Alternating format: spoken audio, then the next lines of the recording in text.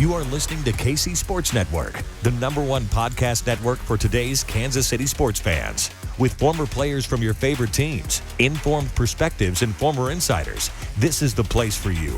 KC Sports Network is proudly presented by Emprise Bank, your partner in possible.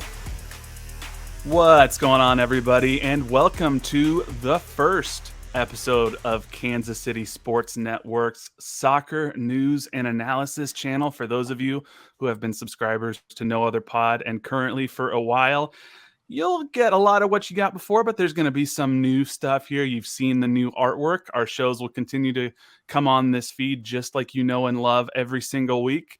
But we got some exciting stuff to talk about here. I'm joined here with Dan, with Chris, and by Aly Trost Martin, who is joining on this adventure with us with the Kansas City Sports Network with her brand new show, Soccer Talks. Aly, Dan, Chris, what's going on, guys? What's up, dude? How you doing? Nothing much. Just excited to be doing this and excited to have the World Cup starting in just a couple of days. So there's a lot to be excited about in the sports world, even though most people are like, I thought the seasons were over for the teams. No. Does not end. Well, this is great. Never stops. It's wild. I don't even know how we're in the same conversation as Kansas City sports darling, Aly Trost Martin. I don't know if she's doing soccer or MMA this week, but, you know, she's very busy. Yeah, I always love, like, anytime that I I'm at like these Invicta shows. I've been working with Invicta FC, which is an all-female promotion. So fun, so badass. I think I can say that on here. And every time I'm there, I'm like, this is so different from soccer. I mean, you just get like two totally different vibes, but it's been really fun. It kind of pushes me a little bit and challenges me in some fun ways. So I don't know, maybe I'll sneak some MMA into my new show. I'll get creative with it. That's awesome. Well, we're known for going on a few tangents a time or two on No Other Pod and currently, so it'll fit right in. Love it. Yeah, well, I mean, that's what it's all about. We're so excited to be part of the Kansas City Sports Network. It's an established Kansas City podcast network, but it's going to be more than just podcasts. We're going to have live shows. There's going to be community initiatives. I think our plan for this is we really want this channel and what we do to be Kansas City's go-to place for soccer news and conversation. Aly, I know you have this new show that you're starting called Soccer Talks. Do you want to tell us and our listeners a little bit about what you expect that show to be, what your goals are, and why they should be listening? Yeah. So, I mean, the whole reason, just to like rewind, that I even got into sports broadcasting was because I love interviewing. Like, that is hands down my favorite part of my job, this career, and why I have loved sideline reporting for Sporting Kansas City the last 2 seasons. And I have been following KC Sports Network, of course, since this launched, and BJ's done a great job building this entire platform. And so I really wanted to create a show where I could just have conversations about soccer with athletes, with coaches, with media members, both locally and nationwide, just finding ways to connect fans to the game through some stories and maybe like going a little bit, kind of off the record a little bit and finding ways to blend the storytelling that I love to do with the interviewing part that I love to do, and hopefully create some really good content for you guys all listening. And I also just love the ability to create shows of a variety of lengths. I mean, it could be short form stuff. It's not all just going to be interview content. I'm brainstorming a lot of fun segments, so I'll be crowdsourcing for some feedback on those. But I really just want it to be a place where, I can use my voice, my platform to bring fans closer to the game. And of course, like I said, it'll not just be Kansas City, but there will always be some sort of local flair to every show. And I'm excited to find ways to keep growing soccer in Kansas City. I mean, as you guys know, it's such an exciting time to be a soccer fan here. It's Kansas City, the Kansas City Current coming off of what was an incredible season last year and just their second year in the NWSL. And then the World Cup coming to Kansas City in 2026. So I think it's just such an exciting time. I think the growth of soccer, not just here in Kansas City, but in America is just, we're on the cusp of something really exciting. And so I just wanted to find a way to do what I love on, a platform that I respect and think is just perfectly suited for this. So I'm really looking forward to it. That's awesome. And it's going to be, it sounds like men's soccer, women's soccer, youth soccer. All of it. All of it. Like that is something that I really want this show to kind of just be, is like a landing place for all the soccer. And that way, you know, if you're looking to hear conversations about, you know, Sporting Kansas City, if that's how you've gotten to know me, or if that's how you know, you've followed me up to this point, great. We'll have Sporting Kansas City content. We'll have Kansas City Current content. We'll have US national team content. We'll have, you know, like I said, some more local flair to this show. And that's not just going to end with the professional teams here. You know, I want to find ways to tie in some of the collegiate soccer teams and programs, some of the youth programs here locally, and find ways to really lift and shout out, you know, all of the great work and success that's happening, you know, at the youth levels as well. Because I can tell you, like, that was, you know, as someone who grew up playing the game and has loved it my whole life, you know, I just think it would be so cool to have a space where we can really just kind of bring more light to that. So yeah, it's going to just be a landing place for all of the soccer, which I'm really excited about because as you can see behind me, I've got my nice Arsenal scarf. I am a new Arsenal fan. I'm a newbie, and you could say that I'm a bandwagoner, but I like to think that I just brought all of this good luck to the team this year. So we are top of the league. My husband's really happy because that's he was trying to get me to become a fan for a long time. So I mean, even Premier League and going, you know, outside of the States for some coverage as well. Like, I really want this to be a place where Kansas City soccer fans can feel like there are conversations happening about their team. That's awesome. And what better time than at the World Cup? Yeah, that's, you know, the other thing too. It's such, you know, an exciting World Cup. And I know for US fans in particular, and just American sports, American science, I do think that there's more and more just interest in the game globally. Like it's always increasing, and the World Cup is just, you know, an example of that every 4 years, of just how many more fans are engaged in players and teams from all over the world. And so yeah, just again, wanting to help grow the game and talk about the sport that I love. That's awesome. Well, I think we're all super excited to have you as part of this. This wouldn't be what it is with the Kansas City Sports Network without you. So we're super excited to have you a part of this adventure as we're going on it. Dan and Chris, currently on No Other Pod. Yeah. We launched that, like 5 weeks ago? 7 weeks or so, yeah. So what's on the docket for currently, and maybe for those of our listeners who haven't yet listened to currently, what is it and what are y'all about? For those who haven't listened, what are you waiting on? This is an exciting sport, women's soccer. So you know, we're just talking about the finalists, KC Current, and me and my good buddy Chris, known him since about 2014 or something, 2015. I don't know. Our friendship, sporting game, I believe. Yeah, our friendship has no timeline, my friend. It's forevermore. But no, we kind of follow the same format as our you know, brother pod, talking about the men's side. But gosh, we're having guests. We had Lola Bonta on for our first episode, so all we can do is go down from here. And you know, Danny Welniak came on from the press side over there, communication side, that is. But we're just, you know, breaking it down. It's just two friends talking women's soccer, and I'm gracious to have Chris. I don't know why two men are qualified to talk women's soccer, but we do our best to respect it. Yeah. Hey, I'll interject and say that I think it's so important for women's sports to grow. It doesn't just take women backing them. It takes everybody backing them, and to have men that find the product entertaining and give it the time to talk about it, promote it, I think is incredible, and exactly what every sport needs. You don't just need promotion and support from, you know, one part of you know, one demographic. You need everybody. So I think it's awesome, and I think that's one thing that's so cool about the Kansas City Current and the fan base. It's so diverse, and it really does have, you know, it's got such a cool vibe. So I'm glad that you guys are doing that. Well, and these women have one more year at Children's Mercy Park before they open this women's specific stadium. You know, it's going to be so excited. It's coming hot and fast, so we're excited about it.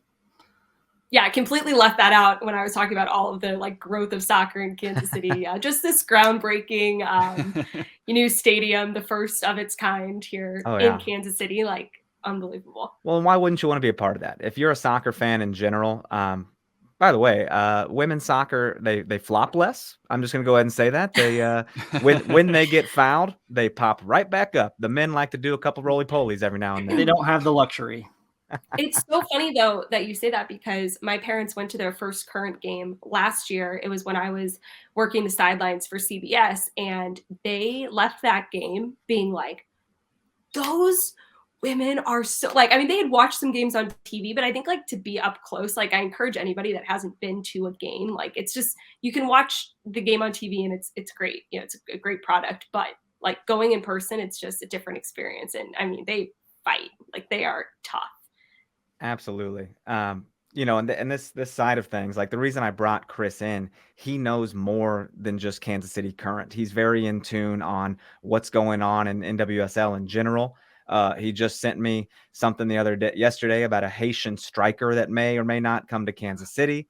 And I was like, where are you getting this? First of all, it was in French. And I was like, how dare he send me different languages? I don't like this. And I'm like, oh, I guess I can hit translate. I don't know. I didn't know you knew French, my friend. But going back to what you can expect from us, we're going to go over, pre-match breakdowns. We're going to go over recaps, roster moves. Right now is a big time with roster moves. We're going to have interviews. Like Dan mentioned, we had Lola Bonta, Danny Welniak. We're going to continue that and get interviews. But most importantly, we're going to engage the whole Kansas City women's soccer community, bring everybody, together kind of under one umbrella. And that's something we're all really excited about. Yeah, that's awesome. Yeah, this is great, you guys. We're really exciting, and I'm excited to be, I guess, like almost the connector between the two. Like I think, it's great to have like a sporting focused and a current focused, and then there will obviously be spillover. Sure. I'll have you guys on, vice versa. It's going to be a lot of fun. For sure. Totally. Yeah. We've had you on before. It was one of our best performing episodes. We've been wanting to do it again. And then this materializes and it's like, oh, wow, it was meant to be. Yeah. Well, you guys can't get rid of me now. So you know where to find me. Dan, when we started No Other Pod, gosh, it's been more than 5 years now. It was September of 2017 after Sporting Kansas City won the U.S. Open Cup. And we were recording directly into like GarageBand with our iPhone headphones. And then when we were done and I went to applepodcast.com and was like, okay, I'm ready to upload, and realized that's not how any of this works.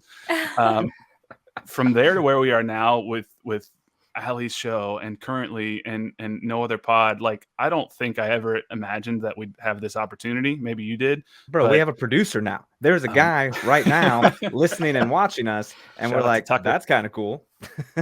Yeah, it's pretty cool. Incredible. Well, and it's, I think something that is like really cool about this time, like that we're in, is like anybody can create content online, and like you have to start somewhere. I mean, I used to somehow go down on the field at Children's Mercy Park and interview Peter Vermees on my Nikon camera with like a janky microphone from Best Buy plugged in, and somehow was like down there next to like Carter and the legit team broadcast, like, okay, I'm ready for my interview now. Like I've been to so many stadiums, like teams do not do that. So like, one, shout out to Robo and the sporting communication staff for even letting that happen for a little bit.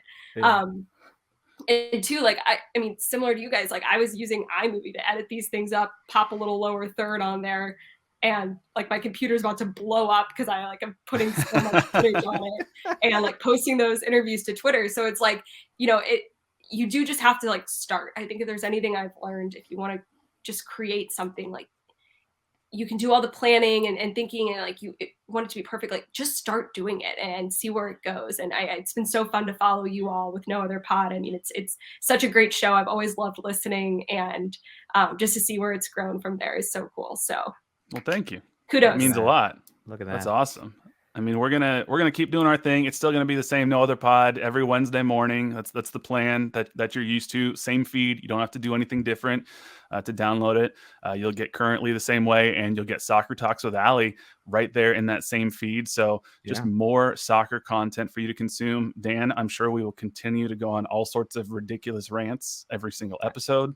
That's not changing. So I got to be me. I can't be anything other than me. So yeah, on the last episode, you talked about your Zeusy Jesus hair, and you're working on the abs to go with it. So giving some major Zeusy vibes. It's pretty wild. The abs are harder. I'm never gonna get those Zeusy abs, but I'm working for sure. I don't think many people will in their lifetime. A little rough. Don't feel too bad about that. We're gonna have him on though, and we'll have we'll get some hairstyling tips with the Zeus man and figure things out. Yeah, there were actually a couple times this season I noticed like in game he was like always like fixing his like ponytail or like his bun, and I was like Zeus, do we need to get you like a better hair tie or something? Like, do you want me to like, That's what I'm saying. Do your hair before the game? Sideline reporter, hairstylist, some braids or something. I googled best hair ties. That is a thing. So I think what's really cool. What's really cool about this and the three of our shows is Aly, like you said, you're going to sort of be spanning all of soccer, conversations, storytelling. It's going to be just a really cool way for people to continue to love soccer and grow in their enjoyment of soccer if they're already a fan. And if they're a new fan, it'll be an easy gateway into a sport that I know all of us here love. Dan, we're going to continue to be the fans that we are of Sporting Kansas City. That's always our thing. We're not analysts. We try to get into analysis a little bit here and then, but we're fans. It's a fan podcast. We're going to keep doing that. Anyone thinking this is going to water down anything you've heard? Like, it's the same stuff, just in a different space. Just more. Yeah. More and better. And then you and Chris on Currently just continuing to grow what you guys have already started with some analysis, bringing some really cool coverage to women's soccer.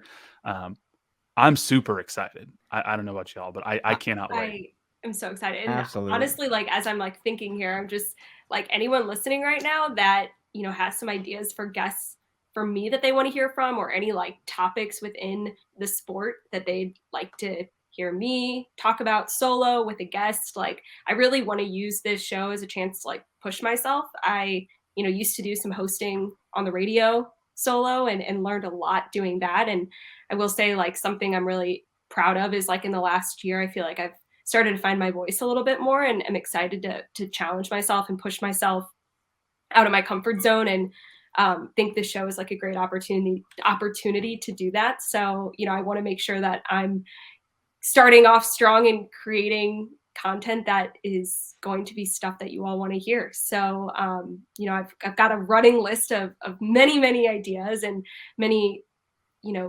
types of like interviews I want to have and questions within those topics I want to go deeper on with people, getting a little bit more vulnerable if possible, and just, finding those stories that, I've gotten to learn so much about so many of the athletes that I've covered just in some of my roles. And so many of those stories sometimes don't even make the air because, you just don't have time during a broadcast. So, I want to use this as an opportunity to do that as well. And like I said, want to, have guests on it and talk about things that are of interest to all of you. So you can tweet at me. I'm on Twitter way too much unless it like shuts down in the next 15 minutes or whatever.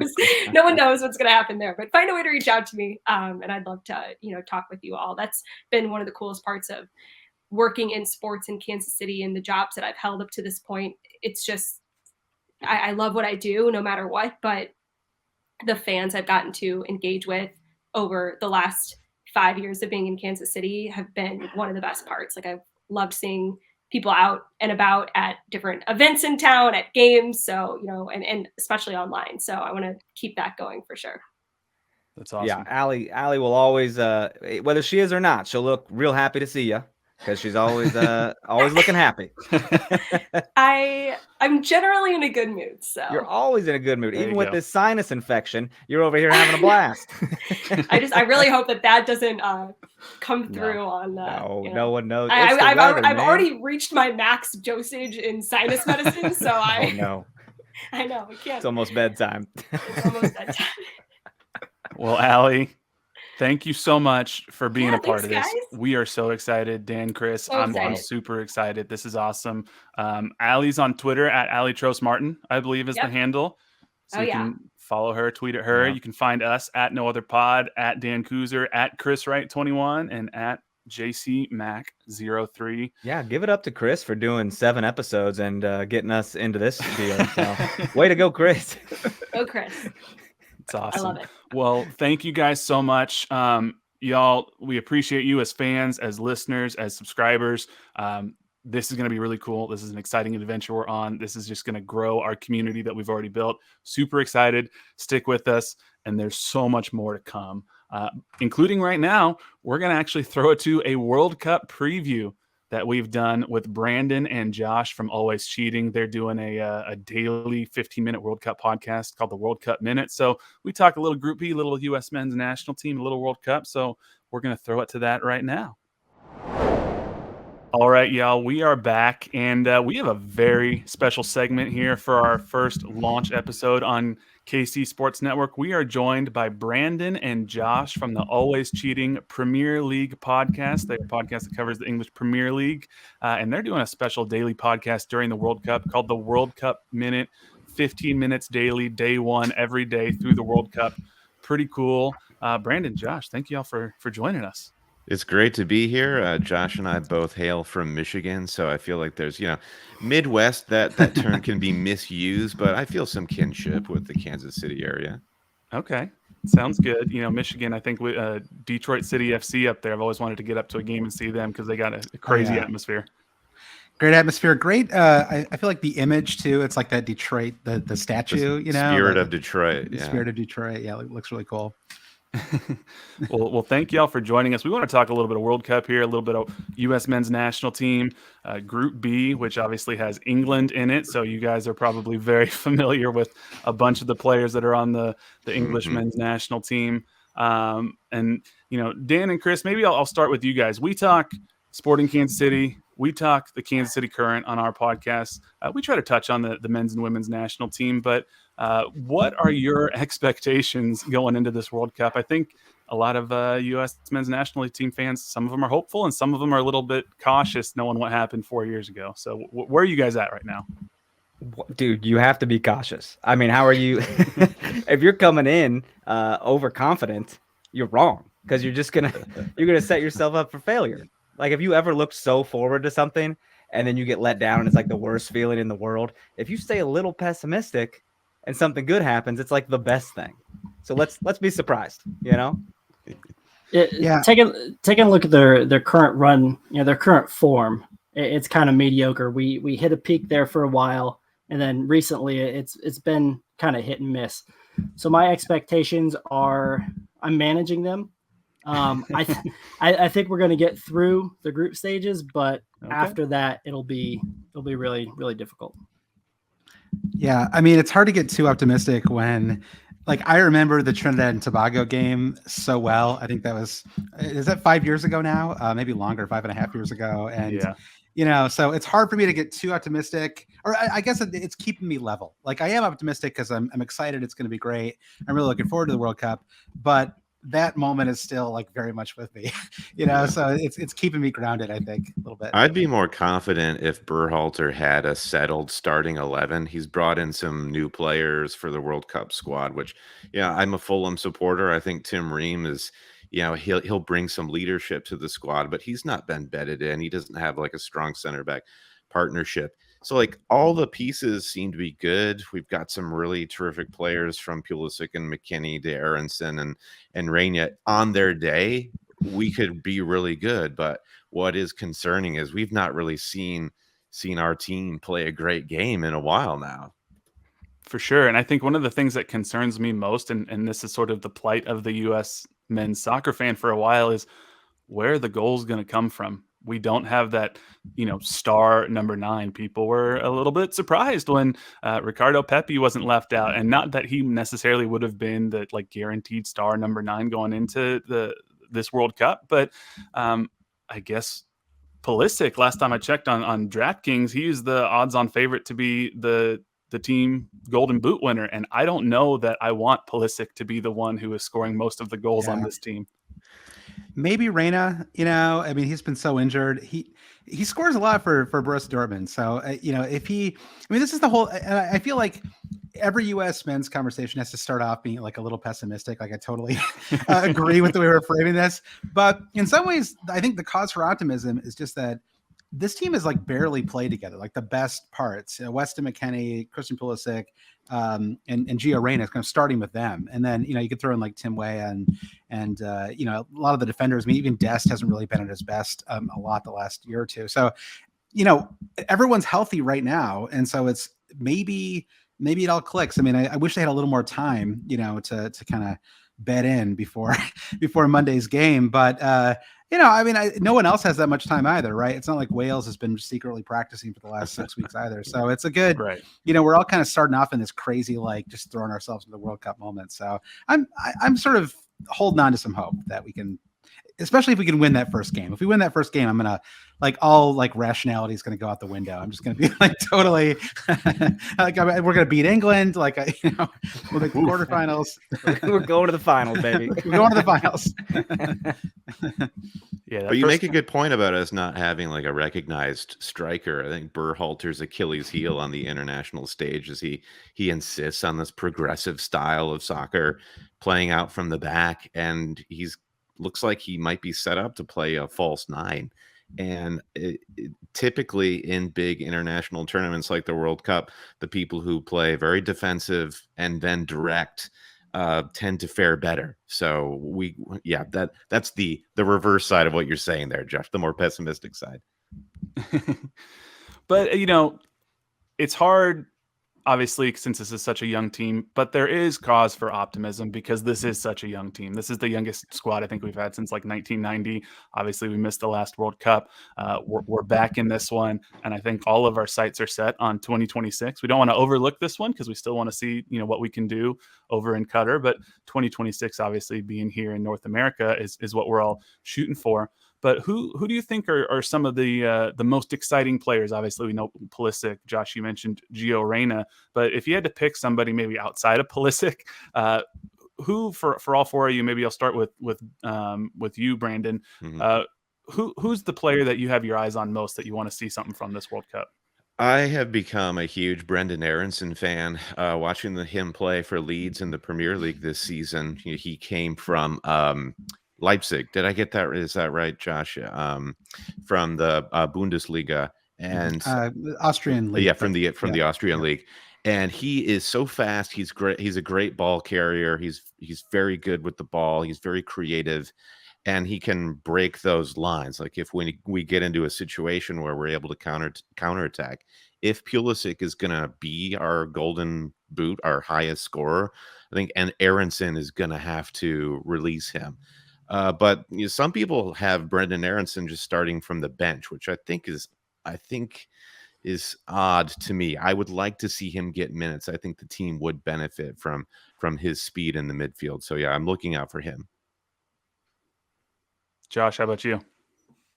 Yeah, and it's, by the way, it's RB Salzburg. I think that's what he's part of that Red Bull empire. One of these into the States, one of these RB teams. Yeah, exactly. Well, I'm kind of excited about Matt Turner. I mean, he's looked really good. Obviously, he hasn't had a ton of minutes. I'm an Arsenal supporter, and so I hopefully we'll get a chance to see more of him. I don't know, in the Carabao Cup and these kind of smaller FA Cup, hopefully this year as well. But he's looked really good, and I think some of the best runs that we've had in the World Cup have been these sort of goalkeeper-led runs, right? Casey Keller in the '90s, and Tim Howard, and Brad Friedel, of course, too. So these kind of great keepers have really propelled us over the years. And you got to go back to Tony Miola, Josh. Tony Miola, sure. His own. Oh, right. So that's maybe it's a weird pick to pick a goalkeeper, but there's this kind of goes back to this theme that there's just a lot of unknowns, and if you sort of look at everything kind of glass half full, there's like a lot of really exciting prospects and sort of talented players who maybe haven't had a chance to really shine yet. What about you, Chris? I'm gonna have to go with Gio.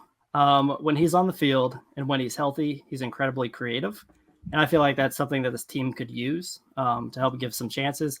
if you remember the Mexico game when he was dribbling through like 5 or 6 people and kind of ran out of gas and had a shot on goal, that's the kind of creativity I feel like we need to escape the group stages.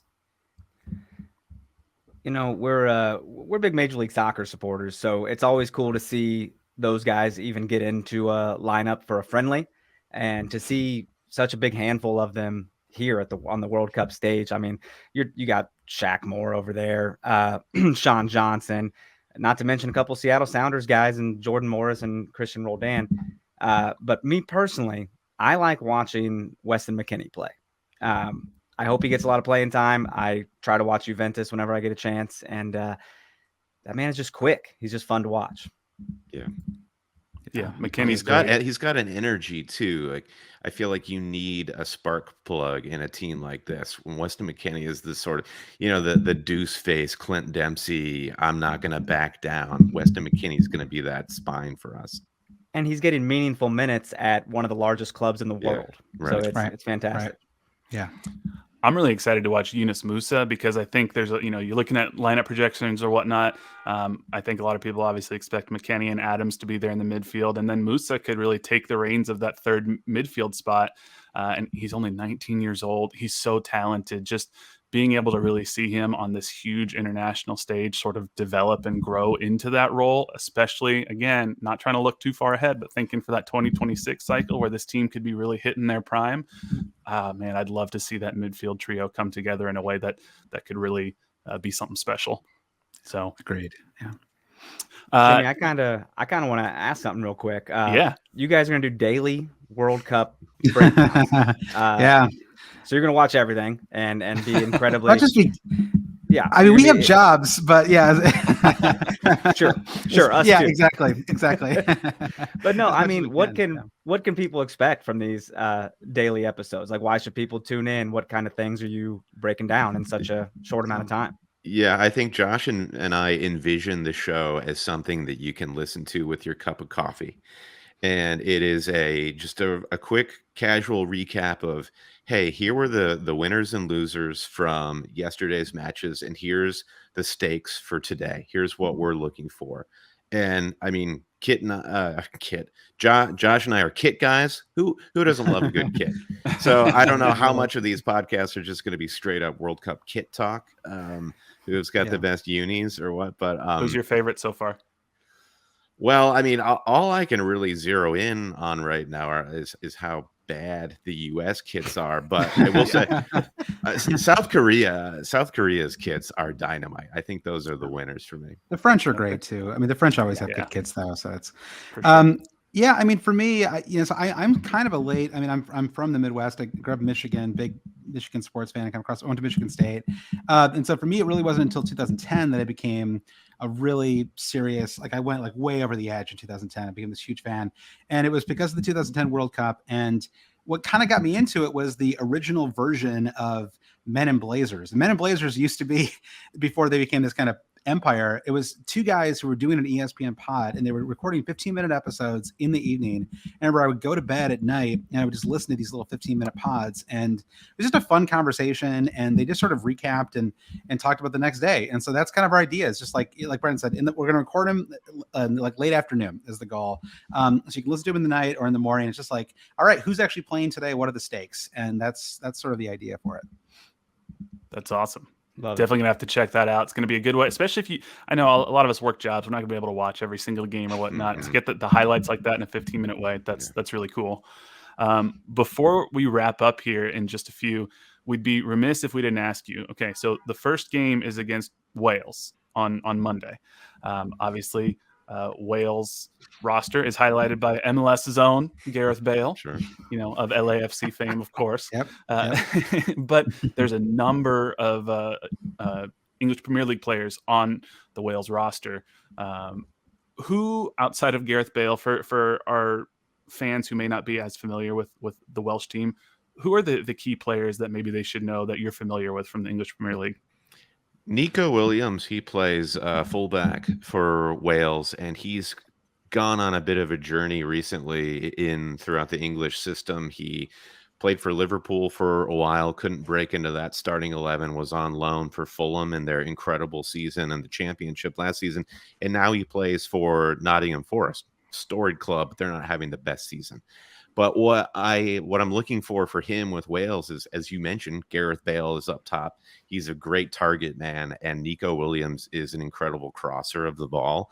So I think the U.S. is going to need to close down Nico Williams really quickly to stop him getting that ball into the 18-yard box. Yeah, they're really evenly matched, the two squads, I would say. I mean, it's, and even like some of the players like Kiefer Moore, Nico Williams, these guys who are on the promoted clubs that, they don't seem too threatening necessarily, but a lot of these guys would be starting if they were on the U.S. men's team. So it's kind of and obviously you have Aaron Ramsey, who's a decade plus, in the top division football, great player too.